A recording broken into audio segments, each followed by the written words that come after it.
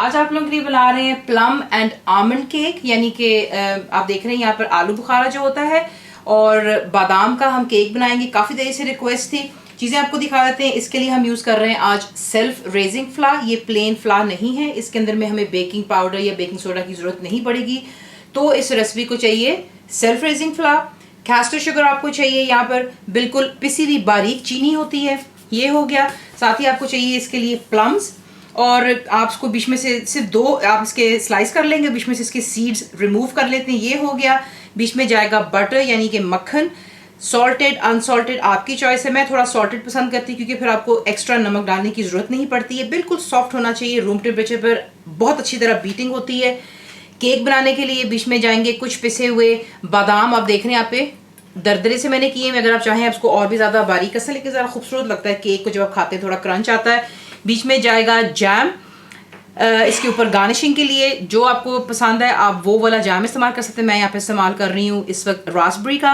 अंडे जाएंगे, that's eggs, vanilla essence या एक्सट्रैक्ट जो आपके पास अवेलेबल है। ये भी गार्निशिंग के लिए कि बादाम है जिसे आप सिर्फ बीच में से काट लेंगे और उनके 2 स्लाइसेस कर लेते हैं। केक का टिन आपको चाहिए, इसे आपने अच्छी तरह ग्रीस कर लेना है, ये भी हो गया।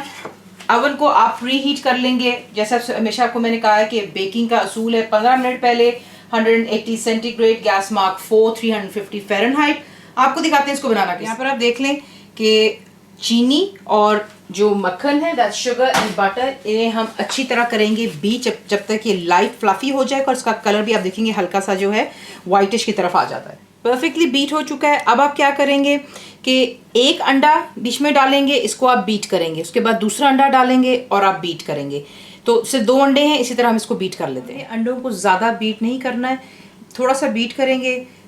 जब आप एक अंडा डालते हैं समझे 2 से 3 सेकंड आपने बीट करना है, उसके बाद दूसरा अंडा डाल लेंगे। यहाँ पर हम डालेंगे जो कि हमारा वनीला एसेंस, और जो हम सेल्फ रेजिंग फ्लावर है इसे आप छान लीजिएगा थ्रू अ सिव, और इसको इसके अंदर में डाल करके फिर हम दोबारा बीट करेंगे। बीट करने के बाद इसका बैटर ज़्यादा पतला नहीं बनता है, तो परेशान ना होइएगा, यूं ही बनेगा। उसके बाद आप बीच में ऐड करते हैं जो कि आपके यहाँ पर आमंड्स हैं, इसको अच्छी तरह बीच में फोल्ड कर में डालेंगे जो कि आपका बैटर है, और इसको इवनली आपने केक के टिन के अंदर जो है अरेंज कर लेना, क्योंकि मैंने आपसे पहले भी कहा है कि ये वाटरी नहीं होता है इसका बैटर। आप देख रहे हैं थोड़ा सा स्टिफ होता है, तो इसे डाल लेते हैं। ना ही ये ज़्यादा हाई केक बनता है। अगर आपने इसको हाई बनाना है तो बेशक आप एक छोटे पैन में इसको बना लें, दैट्स योर चॉइस, लेकिन मैं ज़्यादा इसको हाई नहीं बना रही हूँ, इसलिए इसको जो है थोड़ा सा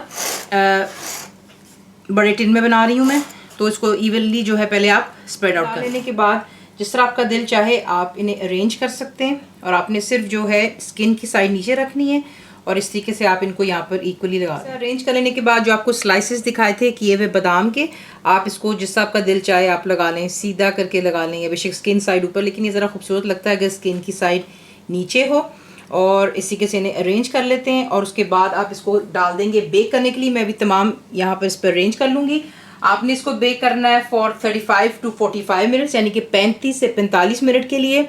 और जैसे ही माशाल्लाह बेक होकर के बाहर निकलेगा फिर आपको दिखाएंगे कि ये किस्सा दिखता है। ये देख लें परफेक्टली बेक हो चुका हुआ है। और इसको एक और तरीका आपको बहुत दफ़ा सिखाया है कि सिक्योर लीजिएगा, बीच में चेक कीजिए, अगर वो बिल्कुल ड्राई नहीं करता तो आपका केक परफेक्टली यहाँ पे तैयार है।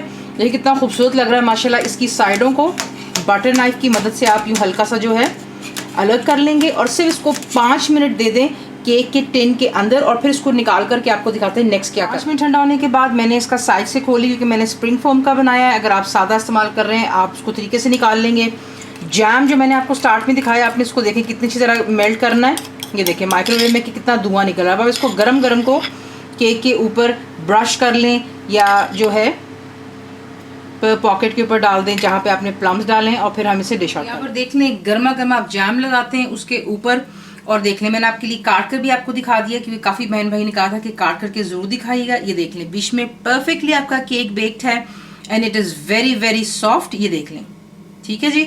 और ऊपर आप फ्रूट है, जैम है, आमंड्स हैं, ज़रूर ट्राई कीजिएगा। फुल रेसिपी के लिए आप जाएंगे मेरी वेबसाइट पर विच इज़ cookwithfaiza.net पर। बनाइए, तो आपको कैसा लगा दुआ में याद रखें, and thank you for watching the video.